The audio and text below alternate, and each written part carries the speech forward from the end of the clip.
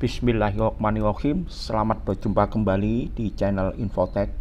Kali ini kita akan memberitakan sebuah kisah nyata dari perjalanan sang jenderal menjual sabu-sabu. Mungkin sebagian besar dari Anda sudah mengetahui siapa sang jenderal tersebut.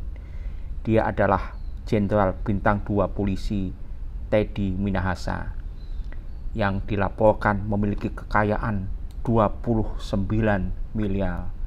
Dia pun dinyatakan sebagai polisi terkaya di Indonesia.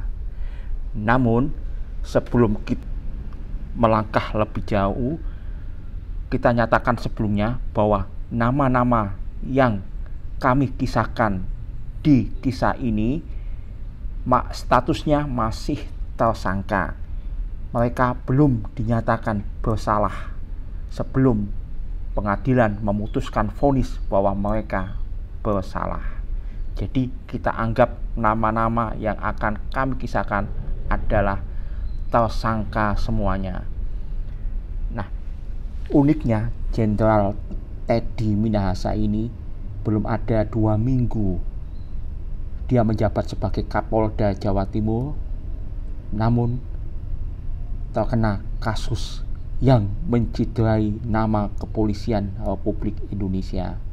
Jadi dalam waktu hanya 1 semester, nggak sampai 1 semester, Indonesia dikejutkan dengan 3 peristiwa yang mencoreng nama kepolisian, yang menodai nama kepolisian, mulai dari kasus Ferdy Sambo, kasus Kanjuruhan di Malang yang menewaskan 134 korban, hingga terakhir kasus sang Jenderal Bintang 2 ini.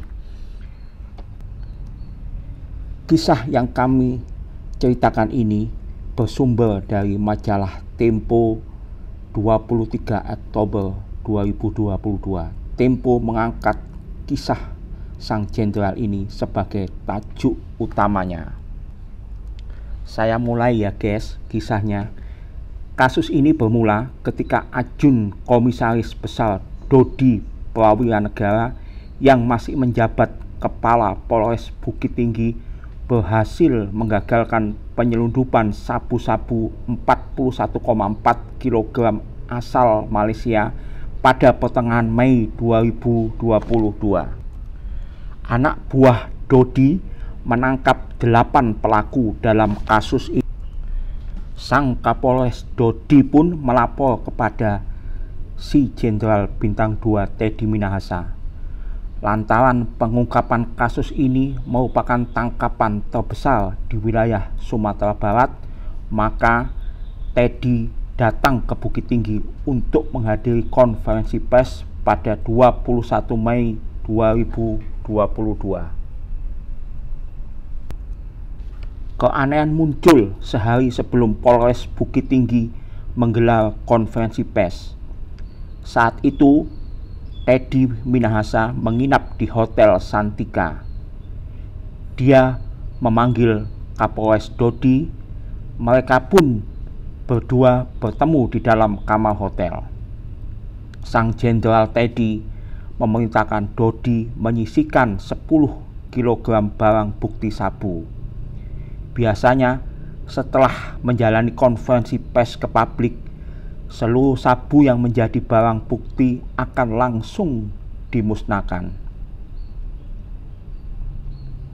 Sang Jenderal Teddy berkata, "Mas, itu bisa nggak disisain atau disisihkan?" kepada sang Kapolres Dodi. Kepada penyidik, Kapolres Dodi mengklaim sempat menolak permintaan Teddy. Seusai negosiasi, dia hanya menjanjikan akan mengambil 5 kg sabu. Saat itu, seluruh sabu tersimpan dalam peti kayu di ruangan penyimpanan barang bukti. Pulang dari hotel, sang Kapolres Dodi memerintahkan anak buahnya memindahkan seluruh sabu ke ruangannya. Dodi mengajak salah seorang kerabatnya, Samsul Ma'arif. Keduanya, yaitu Dodi dan Samsul Ma'arif, diam-diam mengambil bungkusan berisi 5 kg sabu, lalu mengganti isinya dengan tawas. Jadi 41,4 kg hasil tangkapan dari Polres Bukit Tinggi. Semula sang jenderal minta disisakan 10 kg. Namun sang Kapolres Dodi hanya menyanggupi 5 kg. Kemudian dari 41 lebih kilogram sabu disisihkan 5 kg dan sebagai gantinya diganti dengan tawas ya. Tawas itu memang sejenis barang kimia yang berbentuk kristal putih gitu ya. Jadi kalau kita ketok pakai palu, dia memang mirip seperti sabu. Sang Kapolres Dodi mengaku tak satu pun anak buahnya tahu penggalapan sabu itu. Jadi memang sang Kapolres Dodi Prawinegara ini memang termasuk orang yang gentleman ya. Jadi dia tidak mencokot anak buahnya atau orang lain dalam kasus dirinya ini. Kalau kita tahu sebenarnya ayah dari sang Kapolres Dodi Prawinegara ini ternyata juga bukan orang sembarangan. Jadi ayah dari Dodi ini adalah mantan Kapolda Bengkulu. Jadi anak dan bapak adalah polisi juga yang sama-sama punya pangkat dan jabatan yang cukup tinggi. Hanya belum saatnya memang sang Kapolres Dodi ini untuk naik ke jenjang selanjutnya, keburu ketangkap masalah kasus sabu-sabu ini guys. Saya lanjutkan kisahnya. Pada saat konferensi pers, seluruh barang bukti sabu bersama tawas sempat dipajang ke hadapan wartawan.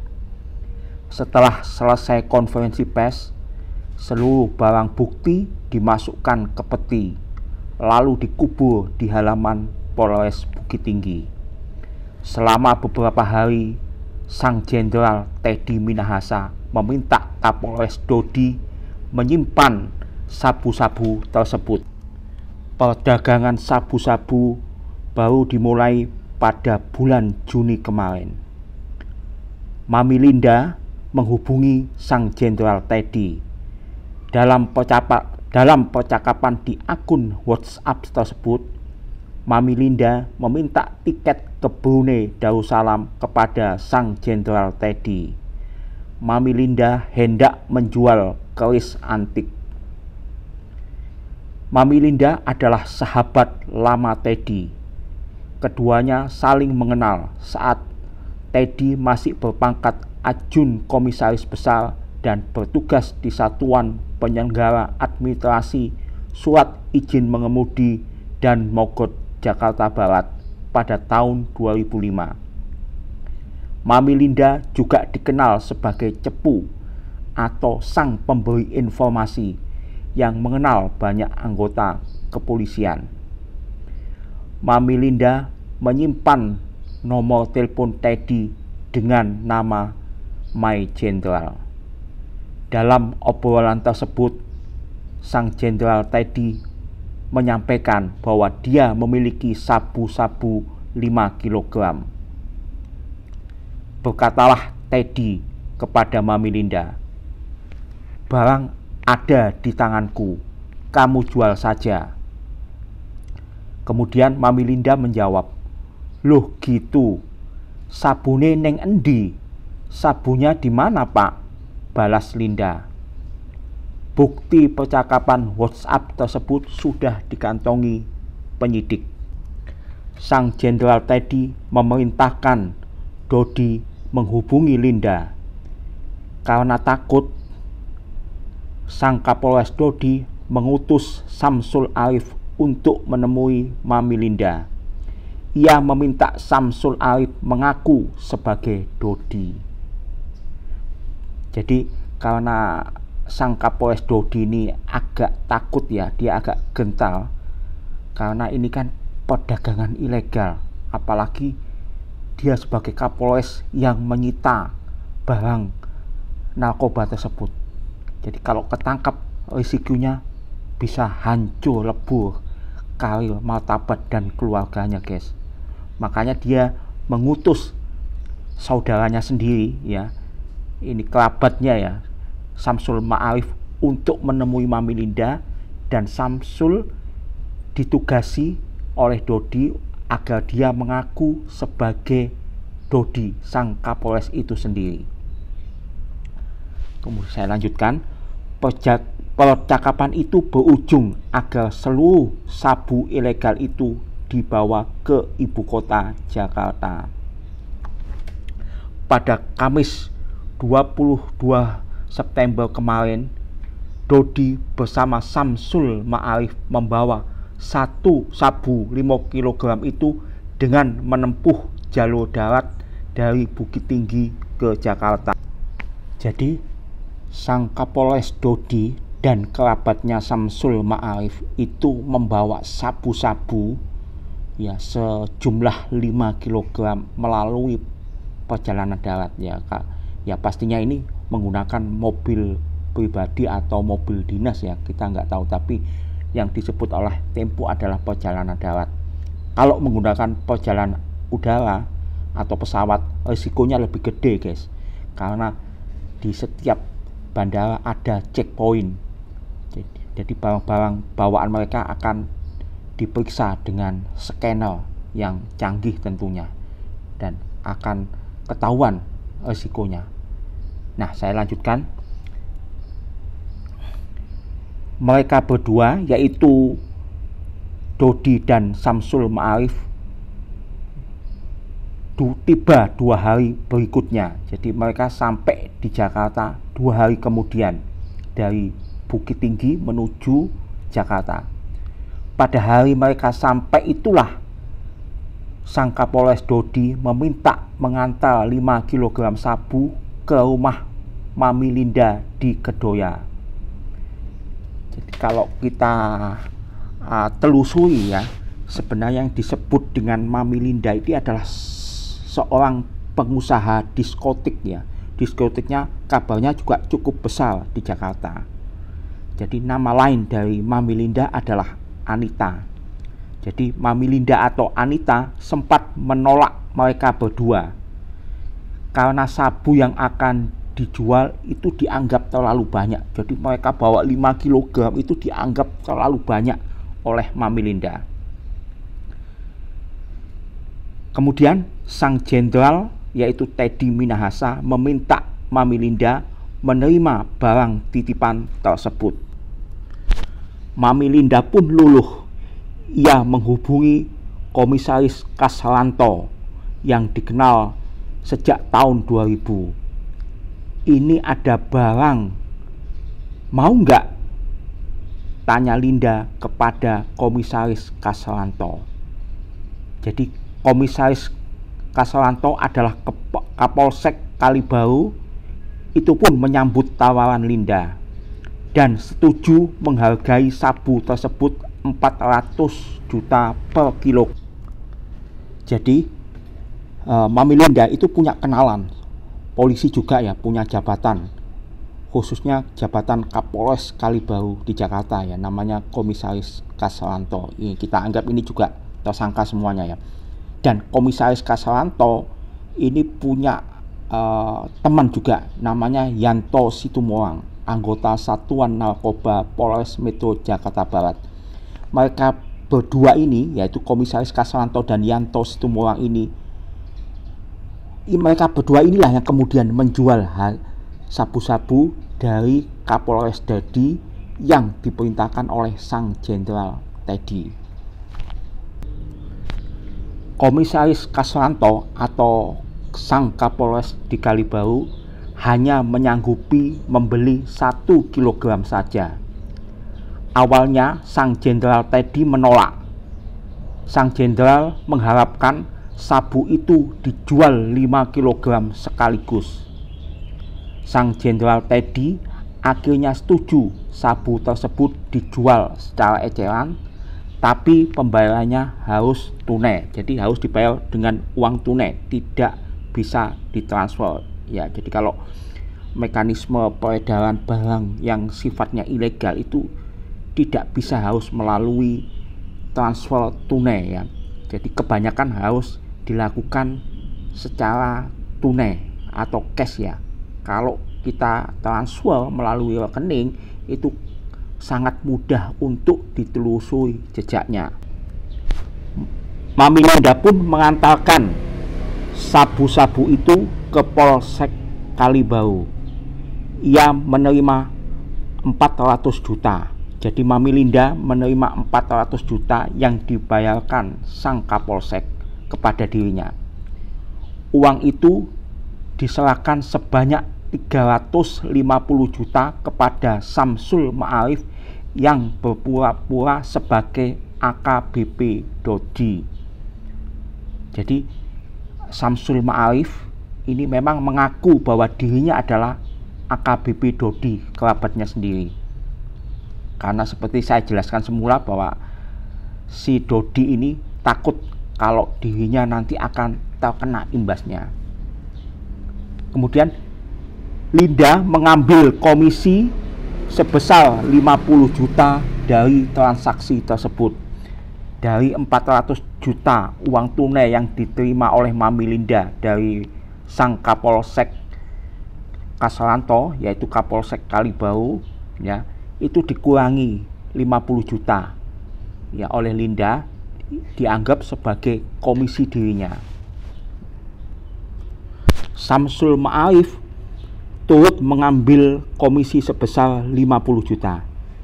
Jadi Linda dan Samsul Ma'arif masing-masing mengambil 50 juta, 50 juta. Jadi dari 400 juta itu dikurangi 50 dan 50. 50 untuk sang Mami Linda dan 50 untuk sang Kapolres Dodi, dalam hal ini diwakili oleh Samsul Ma'arif. Jadi dari 400 juta dikurangi 100 juta tinggal 100 juta. Samsul Ma'arif kemudian menukarkan uang 300 juta menjadi 241.000 Singapura. Jadi uang 300 juta itu ditukar ke money changer, money changer, penukaran uang dengan uang Singapura senilai 241.000. Uang ini lantas diserahkan kepada Dodi untuk selanjutnya diteruskan kepada sang Jenderal Teddy Minahasa.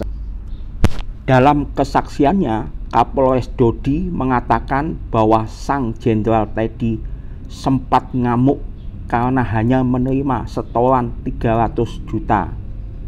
Sang Jenderal Teddy menganggap bahwa upah atau komisi dari si pembawa sabu atau kurir itu hanya 10% dari total harga, atau dalam transaksi ini senilai 40 juta.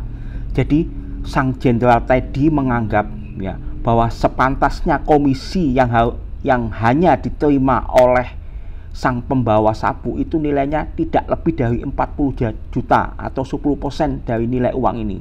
Namun ternyata dia dimintai komisi sebesar 100 juta yang melebihi harapannya yang senilai 40 juta tersebut. Sang Jenderal Teddy kemudian memerintahkan Kapolres Dodi Prawiranegara mengambil sisa sabu sebanyak 4 kg dari tangan Linda. Jadi dari 5 kg yang dititipkan Dodi dan Samsul Ma'arif ke tangan Mami Linda itu diambil 4 kg ya. Kemudian saya lanjutkan, tak berani membantah, sang Kapolres Dodi meminta kerabatnya Samsul Ma'arif mengambil sisa sabu 4 kg dari rumah Mami Linda. Meski sabu sudah diambil, Samsul Ma'arif kembali mengantar lagi 2 kg sabu itu kepada Mami Linda pada 3 Oktober tahun 2022. Jadi pada masih bulan ini ya, tanggal 3 Oktober kemarin, awal bulan ini. Komisaris Kasranto ternyata ingin membeli sabu lagi dari Mami Linda. tapi ia hanya mengambil 1 kilogram karena cuma mengantongi uang 200 juta. Jadi sang Kapolsek Kasranto itu ingin beli sabu lagi dari Mami Linda. Ya, tapi dia mampunya cuma beli 1 kilogram karena uangnya juga terbatas. Apalagi dia mengaku bahwa dia hanya bayar 200 juta sesuai dengan uang yang ada pada dirinya. Dan diduga bahwa Kasranto bersama dengan Yanto Situmorang ini menjual sabu secara eceran. Sampai akhirnya sabu yang tersisa tinggal 305 gram. Jadi dari sabu 1 kilogram itu tinggal 305 gram. Keburu dia ditangkap oleh penyidik Polres Metro Jakarta Pusat. Jadi tertangkapnya sang Jenderal Teddy Minahasa ini dia tertangkap karena Kasranto beserta Yanto Situmorang ini tertangkap oleh penyidik Polres Metro Jakarta Pusat. Jadi skenario yang dibangun dengan halus oleh sang Jenderal II ternyata pupus di tengah jalan karena tertangkapnya sang Kapolsek Komisaris Kasranto dan Yanto Situmorang. Dari mereka berdua inilah kemudian ditelusuri siapa jaringan narkoba yang berdiri di belakang mereka. Dari pengungkapan kasus ini ternyata ada sebuah kisah yang sangat menarik ya. Jadi saya lanjutkan kisahnya, kemudian kita bisa mengambil ada satu pengakuan yang sangat menarik dari sang Jenderal Teddy Minahasa ini ya. Ya, sang Jenderal Teddy Minahasa tidak membantah jika disebut memperkenalkan sang Kapolres Dodi Prawiranegara kepada Mami Linda. Teddy juga mengaku pernah sakit hati kepada Mami Linda. Teddy menuding bahwa Linda pernah memberi informasi yang salah mengenai rencana penyelundupan narkotika sebanyak 2 ton melalui jalur laut. Teddy mengatakan sudah menghabiskan uang pribadi sebesar 20 miliar untuk berburu penyelundup narkotik di Laut Cina Selatan dan Selat Malaka. Pengakuannya, saya merugi ketika dia menghubungi minta biaya operasional ke Brunei untuk menjual keris pusaka, tidak saya berikan. Saya tawarkan berkenalan dengan Kapolres Bukit Tinggi karena yang bersangkutan ada barang sitaan narkoba, ujar Teddy dalam pengakuannya. Jadi kita agak terkejut juga ya, bagaimana pengakuan Teddy bahwa dia sempat mengeluarkan uang pribadinya sebesar 20 miliar untuk membiayai operasi narkoba di Laut Cina Selatan dan Selat Malaka. Bagaimana sang jenderal punya uang pribadi cash senilai 20 miliar di kantongnya untuk membiayai operasi narkoba. Ya, kita nggak bisa ini guys berasumsi negatif ya.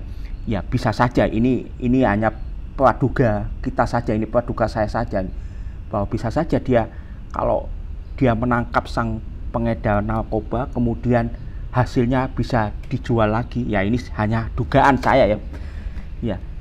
Kita berharap bahwa kasus ini bisa diselesaikan dengan tuntas setuntasnya. Kita berharap bahwa korps kepolisian mampu memulihkan nama baiknya, karena belum ada 1 semester kita sudah dikejutkan oleh 3 kasus besar yang menodai nama kepolisian. Ya, kalau kita lihat berita-beritanya di sosial media, bahkan ada beberapa netizen yang menyarankan bahwa sebaiknya kepolisian dibubarkan, diganti dengan Satpam BCA. Ada juga yang mengatakan bahwa sebaiknya kepolisian digantikan dengan sistem sheriff seperti yang terjadi di Amerika. Kalau kita tahu ya, di Amerika itu ada kepolisian di mana sheriff yang mengepalai atas suatu wilayah, dan sheriff tersebut dipilih oleh rakyat. Jadi dia tidak ditunjuk oleh kepolisian pusat Amerika untuk menjadi pejabat.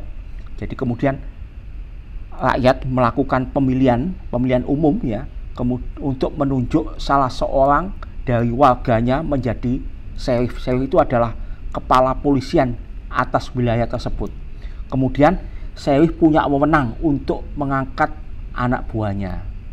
Jadi karena dia diangkat oleh rakyat, otomatis dia berusaha untuk tidak mencederai amanah dari rakyat yang sudah memilihnya.